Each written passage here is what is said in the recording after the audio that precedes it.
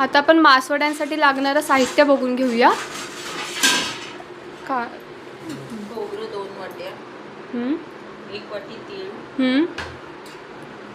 आणि त्याच्यासाठी लसूण, हो. खसखस आणि हे आता आपण गरम मसाला त्याच्यामध्ये. अच्छा. त्याच्यामध्ये चक्री फुले, दालचिनी, 4 वेलच्या, लवंगा, मिरो, अच्छा, शहाजिरे, बडीशेप, धणे हे एकत्र वाटायचं गरम करून. ओके. आणि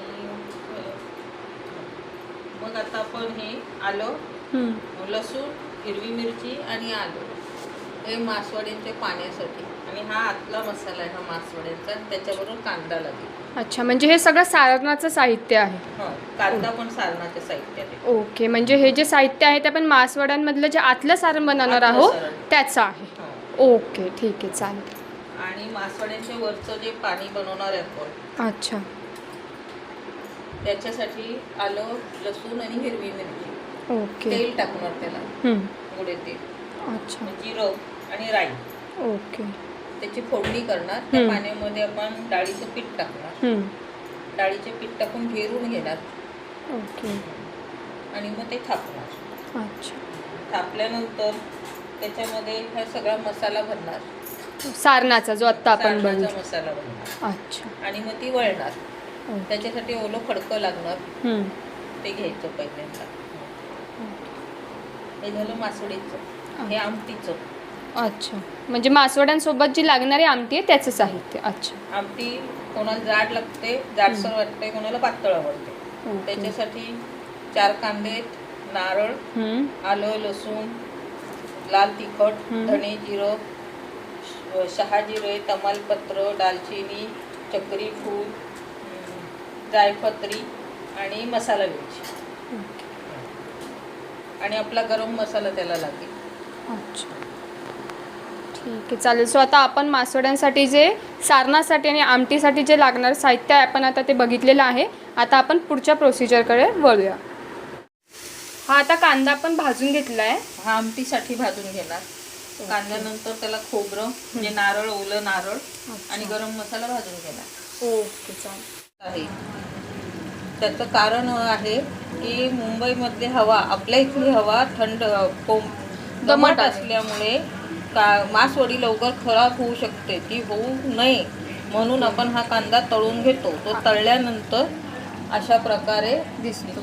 ओके, म्हणजे हा जो तळलेला कांदा आहे हा एक प्रिझर्वेटिव्ह सारखं काम करतो. आपल्या मासवडीचा शेल्फ लाईफ पण तो वाढवतो. बोल. ठेवलं. हा वाटणाचा मसाला आहे. आमटी करणार आपण. अच्छा, आमटीसाठी आहे का हा वाटणाचा मसाला? ओके, ठीक आहे. कांदा आहे, खोबरं, ओके, गरम मसाला, तमालपत्र, धणे, जिरं, बडीशेप. अच्छा. हा काळा मसाला, गरम मसाला, हे तिखट, हळद, आलं, लसूण. अच्छा. मी हे कोथिंबीरचं हे कोथिंबीरच्या काड्या घेतल्यात ना? कोथिंबीर घ्यायची, कढीपत्ता त्याच्यातच वाटणार आहे आपण. अच्छा, हे एकत्र वाटून घेणार आहे आपण. हे सगळं एकत्र वाटायचं. ओके. सो आता मासवडीचं जे सारण आहे आपण त्याचा मसाला बघूया. ओके, इकडनं आपण स्टार्ट करूया. हा गरम मसाला. ओके. हां. हे खोबरं. अच्छा. तिखट, हळद, लसणाची पेस्ट आहे. ओके. तीळ, त्याच्यात मध्ये मीठ घालून घेतलंय. आता हे आपण सगळं एकत्र करणार. अच्छा.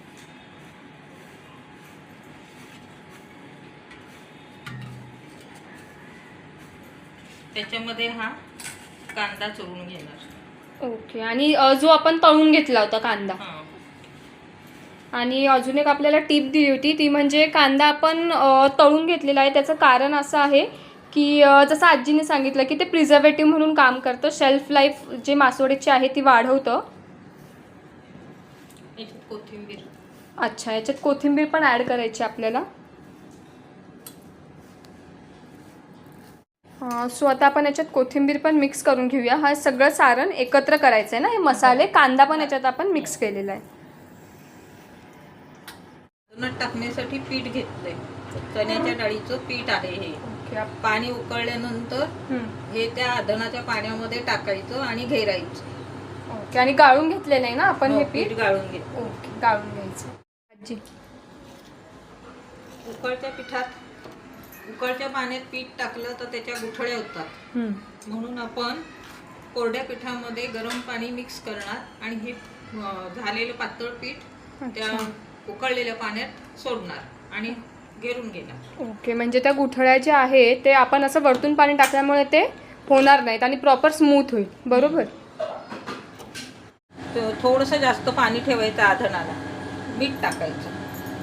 मीठ पाणी उकळलं की त्याच्यामध्ये पीठ टाकायचं. गरम पाण्यामध्ये पाण्यात मिक्स केलेलं पीठ टाकलं आणि आता ते शिजवून घेतोय. त्याच्या गुठळ्या होऊ नये म्हणून ते लाटण्याने घुटते. जे घेरून घेतलेले आजीने पीठ ते शिजले हे कसं कळेल आपल्याला? हे आता शिजत आलेले पूर्ण शिजलंय की त्याला पाण्याचा हात घ्यायचा आणि लावून बघायचा. जर हाताला चिटकलं तर ते कच्चं आहे. आता हे हाताला चिटकत नाहीये म्हणजे हे झालेलं आहे. आता याच्यावर आपण काय झाकण ठेवलंय? वाफ घेतोय. ओके. आपण जे पीठ घेरून घेतले आता त्याची आपण एक वाफ घेतोय. आता करून कपडा घेतला, त्याच्यावर पुन्हा पाणी शिंपडलं, मग आपला पिठाचा गोळा गरम पडलं पाणी.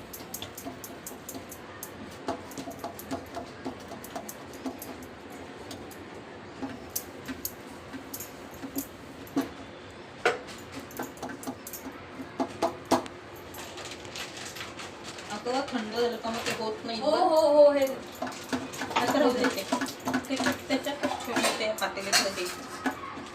हॅलो, बोलत. हाताने थापून झालं पीठ का त्याच्यावरती हा मसाला पेरायचा. मसाला चांगला भरपूर पेरायचा म्हणजे मासवडी उत्तम लागते, चवीला चविष्ट होते.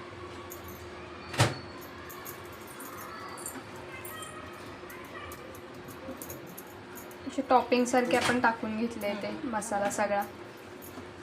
ते झालं की कपड्यानी खालचा कपडा घेऊन ही सगळ्यात मोस्ट इम्पॉर्टंट आणि एकदम स्किल्ड स्टेप आहे ही. गुंडाळून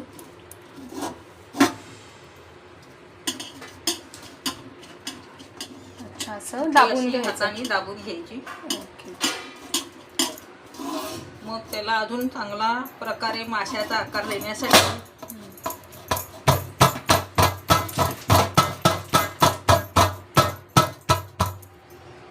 अच्छा. म्हणजे मासवडी जे नाव आहे त्याला कारण हे आहे की हा जो असा शेप दिसतोय हा माशाचा.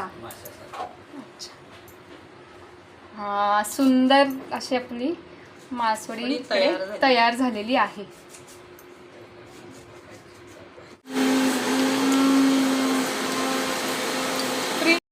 आज आपण मासवडीची रेसिपी बघितली आहे. आपण असं बोलू शकतो की ती एक लॉस्ट रेसिपीज पण आहे, कारण त्याला बनवायला एकतर खूप वेळ लागतो आणि त्याच्यामागे प्रचंड मेहनत आहे. आणि जसं मी तुम्हाला एक स्टेप दाखवली की ती खूप स्किल्ड आहे, म्हणजे जसं आजीने ते वळून दाखवली तर ते प्रत्येकाला नाही जमत. सो मला असं वाटतं की एक पारंपरिक डिश आहे आणि ती लॉस्ट रेसिपीजमध्ये पण असू शकते. सो त्याच्यामागे काय हिस्ट्री आहे, ती कोणत्या रिजनमधून येते, आता ते सगळं आपल्याला आजी एक्सप्लेन करेल. सो आजी ही जी रेसिपी आहे तुम्हाला दाखवली आहेस आज मासवड्यांची, सो ही तू कशी शिकलीस किंवा तुला हे म्हणजे कशी तुझ्याकडे कुठून आली ही रेसिपी? मी मूळची पुण्याची राहणारी आहे. पुण्यामध्ये पुणे जिल्ह्यामध्ये नारायणगाव हे ठिकाण आहे. नारायणगाव हे माझं आजोळ आहे. ही रेसिपी माझी आजी करायची आणि तिच्या हाताला उत्तम चव होती. त्यामुळे आजूबाजूला पण कोणाकडे काही असलं, कोणी पाहुणे येणार असतील तर आमची आजी ती करून द्यायची. तिचं करताना बघून बघून मी शिकले. माझ्याकडे कोणी पाहुणे मंडळी कोणी आले तर मी हे करते, आवडीने त्यांच्यासाठी करते. अच्छा. आणि त्यांना खायला घालते. त्यांनी खाल्ल्यानंतर मला एक प्रकारचं समाधान मिळतं. अच्छा. आणि जसं तू सांगितलंस की तू पुण्या साईडची आहेस, तर स्पेशली कोणत्या गावामध्ये अशी ही रेसिपी किंवा अशी पर्टिक्युलर कोणतं ठिकाण सांगू शकते की जिकडे स्पेशली बनते ही रेसिपी? आमच्याकडे नारायणगाव, आळेफाटा, जुन्नर या ठिकाणी पाहुणे आले की त्यांच्यासाठी स्पेशल ही डिश असते. अच्छा, म्हणजे पाहुणचार करण्यासाठी हा एक खास बेत असतो असं म्हटलं तरी आपण चालेल. त्याच्यावर बाजरीची भाकर दिली जाते. अच्छा, बाजरीची भाकर, रस्सा आणि मासवडी. अच्छा, असा हा बेत केला जातो. अच्छा, आणि म्हणजे ही जी रेसिपी तुला ही तुझ्या आजीकडून मिळालेली आहे. ओके. माझ्या आजी करत होती, माझ्या आजीनंतर माझ्या आईकडनं बघितली, आता मी स्वतः करते आणि खाऊ घालते. आणि सगळ्यांना फॅमिलीमध्ये ही एक जी रेसिपी आहे ती सगळ्यांना तुझ्या हातची खूप आवडते. मुलींच्या माहेरी, सासरी सगळीकडे याची आवड आहे. अच्छा. आता माझ्या नातीपर्यंत ही गोष्ट गेलेली आहे. हा, म्हणजे आता ही जसं तू तिसऱ्या पिढीकडून शिकली आहे तशीच आता ही तुझी रेसिपी तिसऱ्या पिढीकडे गेलेली हो, आहे. हो. तर आज आता तू खाऊन बघा, हो, करून बघा, मग खाऊन बघा, म्हणजे तुम्हाला कळेल. अच्छा. सो एक स्पेशल आणि एक लॉस्ट रेसिपी, पारंपरिक लॉस्ट रेसिपी आज आपल्याला मिळालेली आहे. मी तर पूर्ण रेसिपी बघितलेली आहे आणि तुम्हाला एक चान्स आहे की आजीने एवढी क्लिअर आणि छान रेसिपी दाखवलेली आहे. सो मला वाटतं की तुम्हाला सगळ्यांना ही रेसिपी नक्की आवडेल. तुम्ही सगळ्यांनी ट्राय करून बघा आणि नक्की सांगा की ही रेसिपी तुम्हाला कशी वाटली. थँक्यू. सो आता आपण जे मासवड्या बनवल्या आहे, सो आता आपण त्या कापून घेऊया.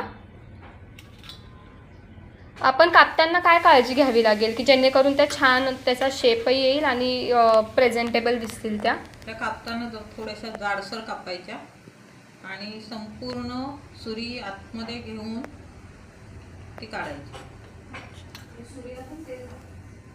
आणि अजून एक टीप आजीने दिली आहे ती म्हणजे कापाच्या अगोदर आपण सुरीला तेल लावलंय ना, पूर्ण सुरीला तेल लावून घेतलेत आणि त्यामुळे त्या एकदम अशा स्मूथ आणि छान कट होत आहेत.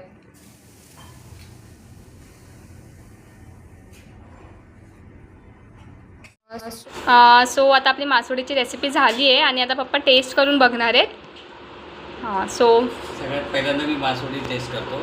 मासवडी कशी झाली चेक करतो. अच्छा.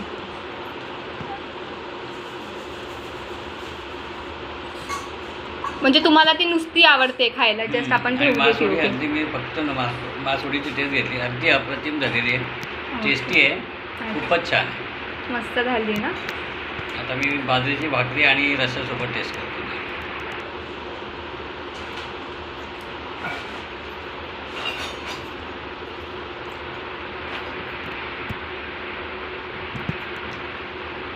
कशी झाली आमटी? बाजरीच्या सोबतचा जो म्हणजे आपल्या भाजीचा जो रस्सा बनवला आहे खूपच छान आहे आणि अप्रतिम चव आहे, खूपच मस्त एकदम टेस्टी झाली आहे म्हणजे. टेस्टी. ओके, ठीक आहे, चालेल, थँक्यू. आता तुम्ही कंटिन्यू करा तुमचं जेवण.